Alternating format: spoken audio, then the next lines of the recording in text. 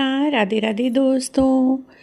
अमावस्या और पूर्णिमा पर अमावस्या और पूर्णिमा दो बहनों की कहानी अवश्य ही सुननी चाहिए। अमावस्या और पूर्णिमा की कहानी इस वीडियो में हम आपसे शेयर कर रहे हैं। फ्रेंड्स, एक समय की बात है, एक राजा थे। राजा की दो पुत्र और दो पुत्रियां थी।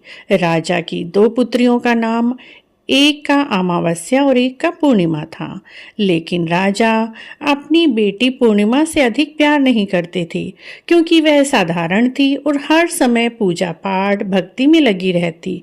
हर समय पूजा करती, तुलसी जी को सींचती, पीपल पथवारी सींचती, कथा कहानियां सुनती, शिव चर्चा करती और घर के सिंपल से काम भी किया करती थी। उसमें कोई भी राजकुमारी के गुण नहीं थे, जिससे कि राजा को उसका यह व्यवहार अच्छा नहीं लगता था और वह उसे पसंद नहीं थी। जबकि अमावस्या जो कि पुत्री उसे बहुत पसंद थी, क्योंकि वह राजकीय काम करती, राजकुमारियों की तरह व्यवहार करती थी। तो धीरे धीरे दोनों पुत्रियां बड़ी होने लगी और पुत्र भी बड़े होने लगे।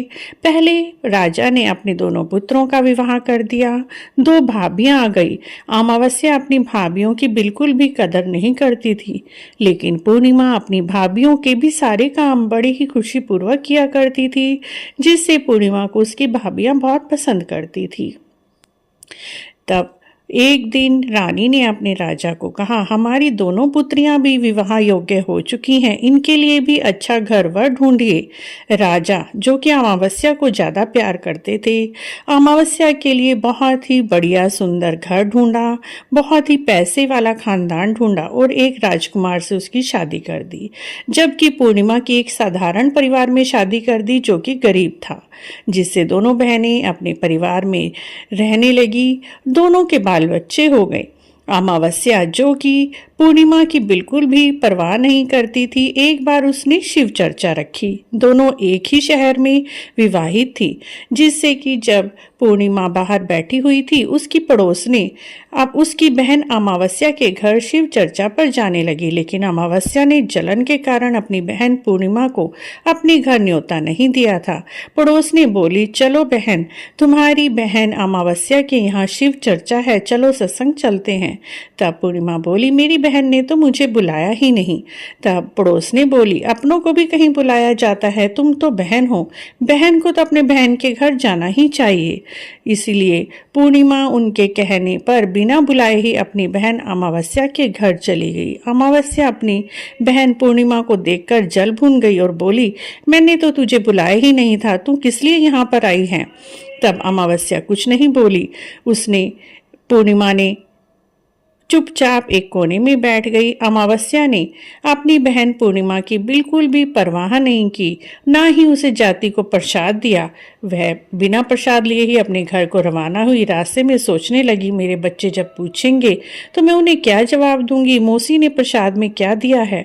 यही सोचते सोचते वह काफी आगे निकल गई।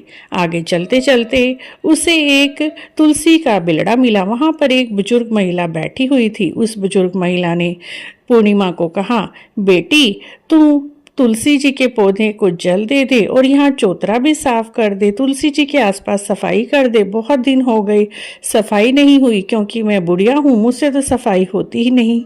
पूर्णिमा ने बड़े ही प्रेम पूर्वक वहाँ की सफाई की, तुलसी जी का बिलड़ा सींचा, तुलसी जी में जोत बत्ती की और आगे बढ़ गई। आगे उसे एक मंदिर मिला, जहाँ पर एक बुजुर्ग व्यक्ति बैठा हुआ था। बुजुर्ग व्यक्ति साक्षात भोलेनाथ थे। उन्होंने कहा, बेटी, इस मंदिर की साफ सफाई कर दे, शिवलिंग का श्रृंगार कर दे, शिवलिंग का अभिषेक कर दे, क्योंकि बहुत दिनों से इस मंदिर में कोई पूजा पाठ ही नहीं हुई है। जंगल में यह मंदिर है, यहाँ पर कोई आता जाता नहीं है। तब पूर्णिमा ने बड़े ही प्रेम पूर्वक शिवलिंग का अभिषेक किया, श्रृंगार किया, मंदिर की सफाई की और आगे बढ़ गई। बूढ़े व्यक्ति ने उसे बहुत सारा आशीष दिया। आगे चलते चलते उसे एक नदी मिली। नदी पर भी एक बुढ़िया बैठी हुई थी। वह नदी क्या, वो तो गंगा जी थी। गंगा माता साक्षात रूप में वहां पर विराजमान थी। गंगा माता एक बुढ़िया का रूप धारण करके बोली, बेटी देखियो हमारे किनारे पर कितना गंद हो गया है। सब यहाँ पर स्नान करने आते हैं लेकिन कोई भी सफाई नहीं करता। तू मेरे किनारे पर साफ सफाई कर दे। तब पूर्णिमा ने वहां पर भी साफ सफाई की। गंगा माता ने उसे बहुत सारा आशीष दिया। अब वहां पर एक नाव खड़ी थी। नाव फूलों से लदी हुई थी। उस नाव में बैठकर पूर्णिमा अपने मायके पहुंच गई। मायके में भाभियों ने पूर्णिमा को देखकर बहुत ही उसका मान सम्मान किया, आदर सत्कार किया, क्योंकि वह पूर्णिमा से बहुत ही खुश थी। पूर्णिमा उनके सब काम करती थी और जाती समय विदा जब वह होने लगी अपने मायके से, भाभियों ने लाल रंग की साड़ी दी, श्रृंगार का सामान दिया, एक थैला भरकर खाने पीने का सामान उसके बच्चों को दिया। पूर्णिमा अपनी भाभियों से विदा लेकर चलती है। नदी के किनारे पर वही नाव खड़ी थी। उस नाव में बैठकर वह किनारे पर आती है। किनारे पर वही बुढ़िया बैठी हुई थी। बुढ़िया ने कहा, बेटी तूने साफ सफाई की थी मेरे किनारे पर, ले ये थैला ले जा और इस थैले को घर जाकर ही खोलना।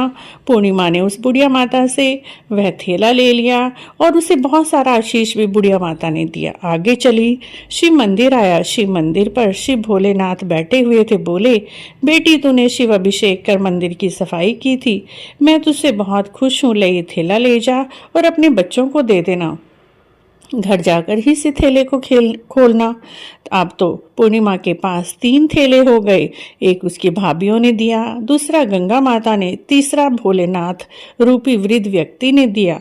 आगे चली। आगे चलते चलते तुलसी का बिलड़ा मिला। वहां पर भी तुलसी माता बुढ़िया के रूप में बैठी हुई थी। बोली, बेटी ले ये थैला ले जा, तूने तो बहुत मेरी सफाई की, मेरी चबूतरा साफ किया, तुलसी जी का बिलड़ा सींचा। ले थैला ले जा, अपने बच्चों को देना और घर जाकर ही इस थैले को खोलना। अब तो पूर्णिमा बहुत ही खुश हुई क्योंकि उसे इतना सारा सामान जो मिल गया था। सब ने बहुत सारा आशीष दिया और सारों के थैले लेकर वह अपने घर चली। घर जाकर सबसे पहले उसने अपने मायके वाला थैला खोला तो देखा उसमें उसकी भाभियों ने उसके बच्चों के लिए खिलौने, खाने पीने का सामान और भी बहुत सारा सामान दिया था। तब उसके बच्चे वह सामान लेकर बड़े ही खुश हुए। दूसरा थैला खोला गंगा माता का। गंगा माता ने उसे हीरे, मोती, जवाहरात से भरा हुआ थैला दिया। तीसरा थैला खोला जो कि शिव भोले ने दिया था। उसमें उसने देखा उसके अंदर तो बहुत सारे फल, फ्रूट, गेहूं, अनाज भरा हुआ था। उससे उसके धन के, अन्न के भंडार भर गए। तुलसी माता वाला थैला खोला तो उसके अंदर से 16 श्रृंगार का सामान निकला, साड़ियां निकली, जेवरात निकले। अब तो उसका घर हीरे, जवाहरात, सामान, अन्न धन से भर गया और उसके घर में बहुत सारा सामान हो गया। वह बड़ी खुशी से अपने पति और बच्चों के साथ रहने लगी। एक दिन अमावस्या उधर से गुजरी।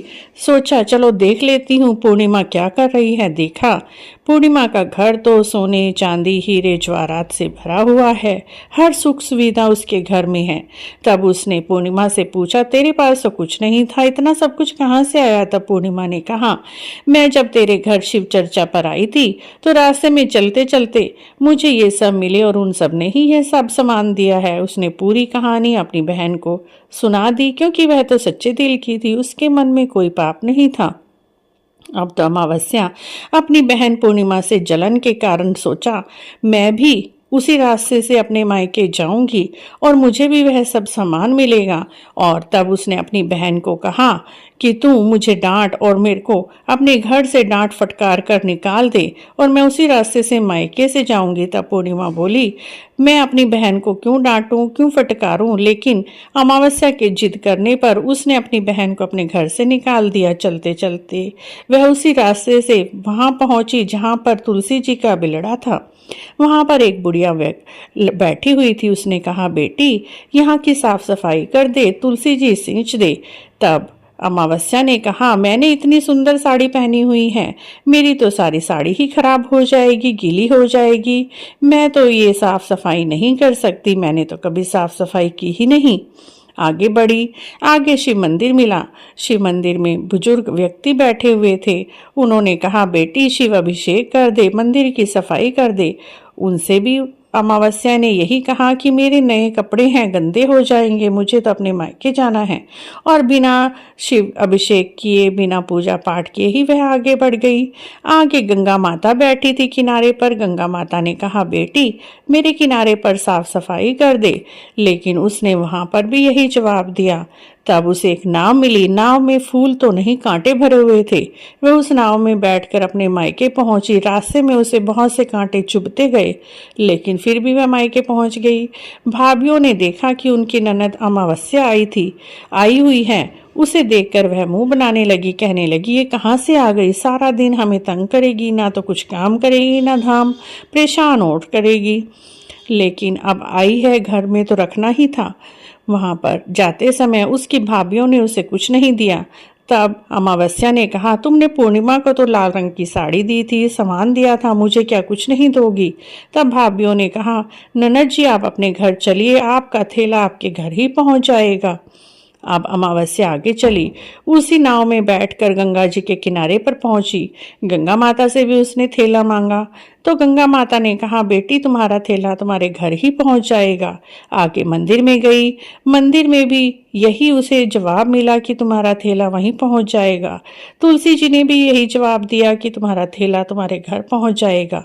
अमावस्या अपने घर गई। वहां पर उसे 4 थैले मिले। चारों थैले खोले। किसी में से ईंट पत्थर, किसी में से लकड़ी कंकड़ निकले, किसी में सांप बिच्छू निकले। उसको जो कि काट काट कर डंक मारा।